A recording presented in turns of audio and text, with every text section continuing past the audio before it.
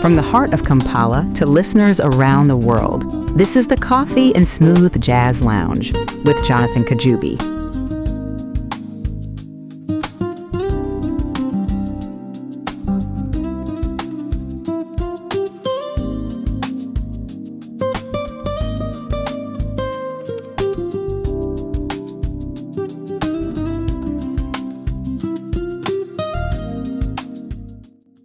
Hey everybody, welcome to another edition of the Coffee and Smooth Jazz Lounge, where flavor meets rhythm. I'm your host, Jonathan Kajubi, and it's always a pleasure to have your company. Whether you're joining us from Uganda, France, Brazil, the United States, Japan, Germany, the United Kingdom, Canada, or anywhere else around the globe, thank you for making this show part of your day. And to everyone discovering us through the smoothjazz.com global radio show guide, welcome to our growing international family. Together, we are celebrating the very best of contemporary smooth jazz and the incredible artists who continue to move this genre forward. Tonight's playlist is a musical journey across cultures, rhythms, and emotions, from sophisticated jazz grooves to Latin-inspired classics and soulful melodies. This is another evening designed to help you unwind, reconnect, and enjoy the moment. So pour yourself a beautiful cup of coffee, find your favorite place to relax, and let us get busy. Helping us open today's show is D.S. Wilson with a beautifully textured composition called Nuance. Following that, Japanese guitarist Rei Narita brings us the atmospheric Grazing at One Moon. Let us get busy.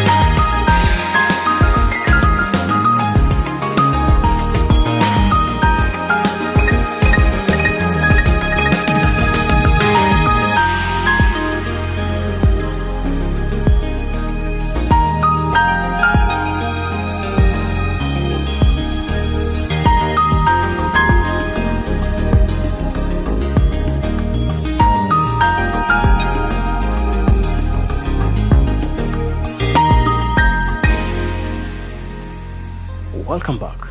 That was DS Wilson with Nuance, followed by the beautiful artistry of Ray Narita with Grazing at One Moon.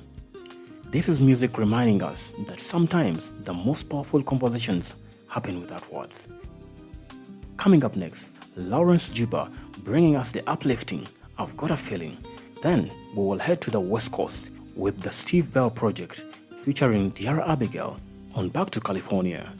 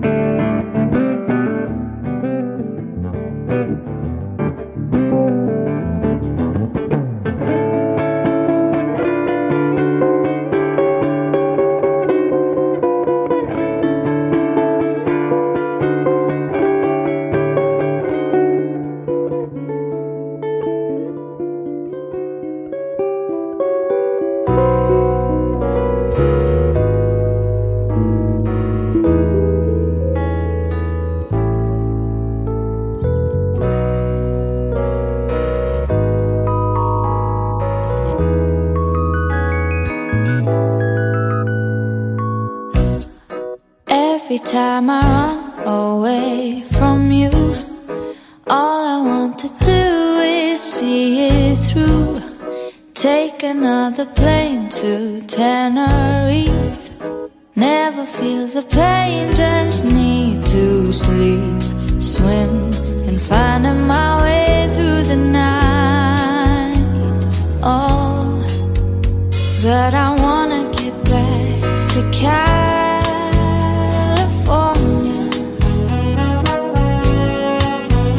'cause I want to see your face again. And I wanna hold you tight, make me feel alright, and I know you'll be the one to hold me in your arms and make me warm. It's cool, but I'm feeling the fool, yes, 'cause I'm crying like rain. Nothing's gonna stop this pain, 'cause I run, fight, and finding my way through the night. Yes, I wanna get back to California,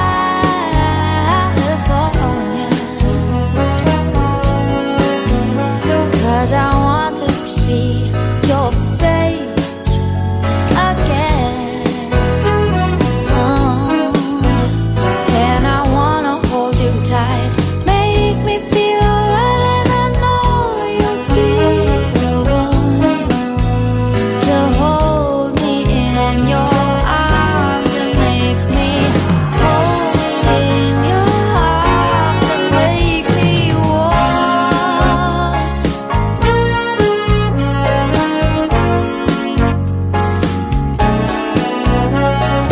Cool is good till it's not enough to feel the love warmth holding me all through the night. Wanna get back, wanna get back to you. Wanna get back now. Wanna get back to you. Back to the sea and sand. Back to the glitz and glam. Yes, I wanna get back to California, 'cause I wanna see your face again. And I wanna hold you tight, make me feel alright, and I know you'll be the one to hold me in your arms and make me hold me in your arms and make me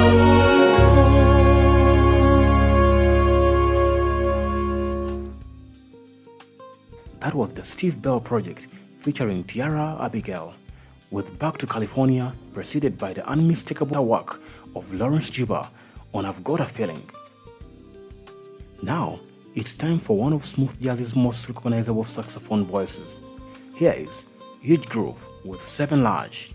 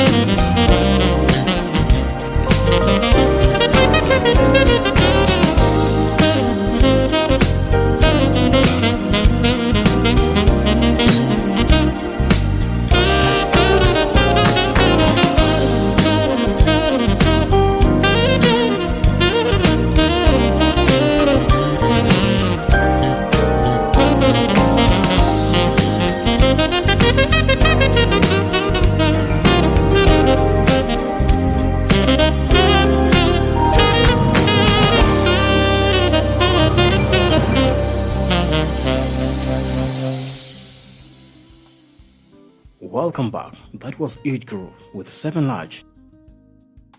For those joining us for the very first time, this is the Coffee and Smoothies Lounge, where flavor meets rhythm, and we are proudly featured in the smoothies.com Global Radio Show Guide. Today, I would like to invite you to discover one of Africa's finest treasures, and that is Ugandan coffee. Imagine opening a freshly roasted bag and being welcomed by a rich aroma of chocolate, caramel, delicate fruit notes, and a silk finish that lingers beautifully. That's not just coffee, that's an experience. Just as every great jazz musician brings personality to every performance, every carefully roasted cup of Ugandan coffee tells its own story of craftsmanship, passion, and excellency. It is elegant enough for the world's finest hotels, sophisticated enough for the most discerning coffee lovers, and the perfect companion for an evening filled with smooth jazz. So wherever you're listening from today, the next time you're looking for an unforgettable coffee experience, make it Ugandan coffee. Because great music deserves an equally remarkable cup. Now, let's continue with the music. Coming up next is Fred Robertson putting a smoother spin on the classic Nothing from Nothing. Following that, Gino Rosario teams up with Phil Doc Martin for the infectious groove, Dance. Let us keep the music flowing.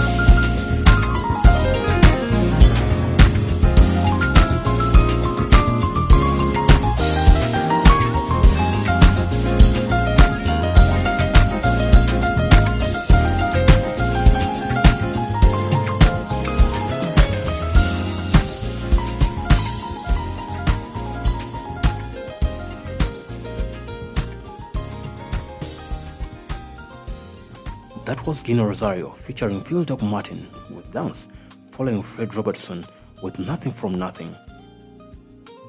Now we are about to turn up the Latin flavor. Here is Nick Stefanis, joined by the incredible Tony Lately and Miles Gildella with the timeless classic, Oye Como Va. Then we'll hear the Alan Kamen Project with a stylish groove, Fine and Dandy. Oye como va mi ritmo.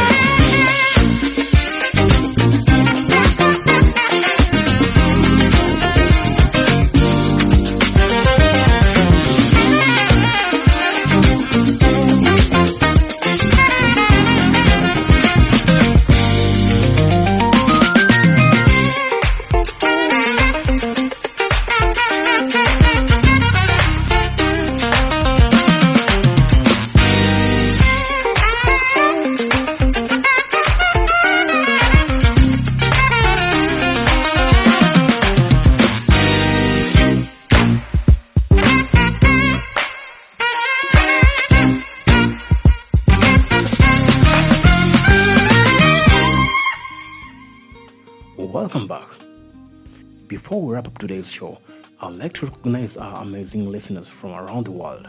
A warm hello to our Coffee and Smoothies Lounge family in France, Uganda, Brazil, Taiwan, the United States, Germany, Japan, the United Kingdom, Russia, Italy, the Netherlands, Ukraine, Canada, Romania, Spain, Croatia, Austria, Poland, and every other country joining us today. Thank you for listening, downloading the podcast, and sharing it with friends, and helping us building a truly global Smooth Jazz community. And once again, thank you to the smoothjazz.com Global Radio Show for welcoming the Coffee and Smooth Jazz Lounge into the Global Radio Show Guide. We are honored to share this journey with jazz lovers around the world. Closing tonight's music journey is one of the contemporary jazz premier bassists. Here is Julian Vaughn with a powerful and energetic Bonafide, a perfect way to finish another unforgettable edition of the Coffee and Smooth Jazz Lounge.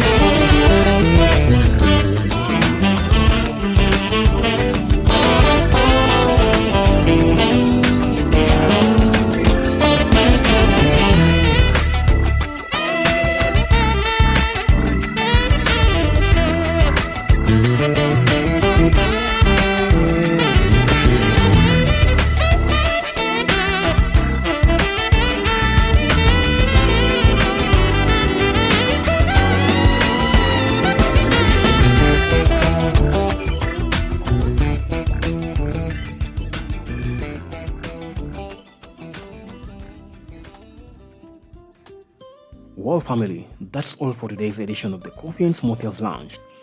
Thank you for allowing me to spend this time with you and for making this show part of your smooth jazz experience.